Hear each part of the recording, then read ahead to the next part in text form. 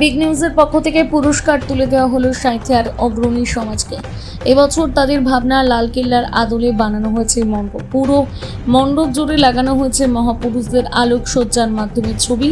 মা দুর্গাকে দেখানো হয়েছে ভারত মাতার প্রতীক হিসেবে। মহারাষ্ট্রের সজ্জায় সাজানো হয়েছে গণেশকে, রাজস্থানের মতন কার্তিক, কেরালার মতন সরস্বতী এবং বাঙালির মতন লক্ষ্মীকে সাজানো হয়েছে।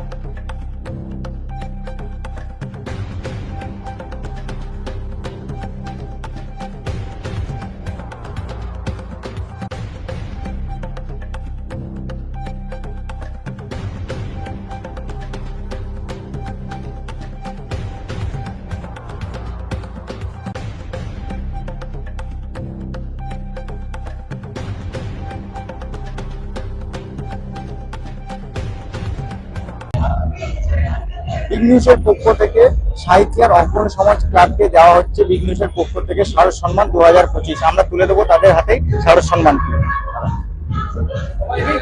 অগ্রণী সমাজ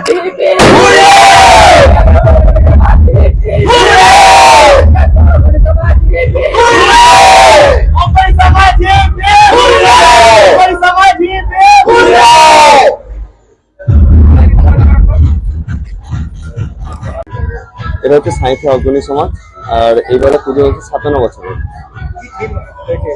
এবার থিমের নাম হচ্ছে তেরঙ্গা ত্রিশূল।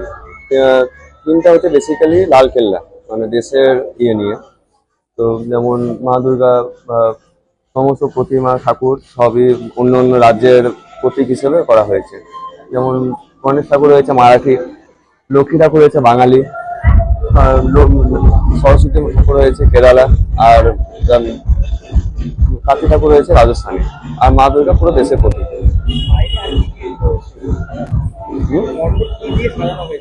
মণ্ডপটা পুরোপুরি হচ্ছে ফাইবার দিয়ে, মানে কোনো রকমের হ্যাঁ সুতো এবং প্রেক দিয়ে হচ্ছে সমস্ত বিপ্লবীদের মানে প্রতিচ্ছবি তোলা হয়েছে, মানে ভারতের যত বিপ্লবী আছে সবারই।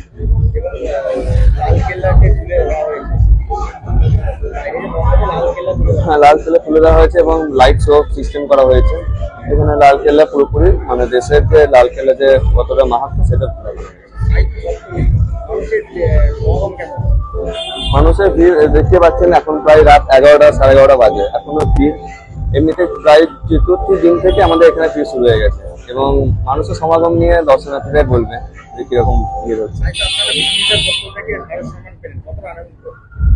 প্রচুর আনন্দ, কারণ শারদ সম্মান হচ্ছে মানে আমাদের পুজোর যে মানে আমাদের খাটনি, তারপরে যারা এই প্যান্ডেলটা করেছে তাদের খাটনি এবং আমাদের প্রতিমা মানে সমস্ত পেছনে যারা আছে সবারই এখানে আনন্দ। আমাদের বিসর্জন হচ্ছে মানে মানে ঢাক, বেসিক্যালি ঢাক নিয়ে হয়, মানে ঢাকের সাথ ইয়ে ওটা। আমার নাম অরিজিৎ দাস। হ্যাঁ।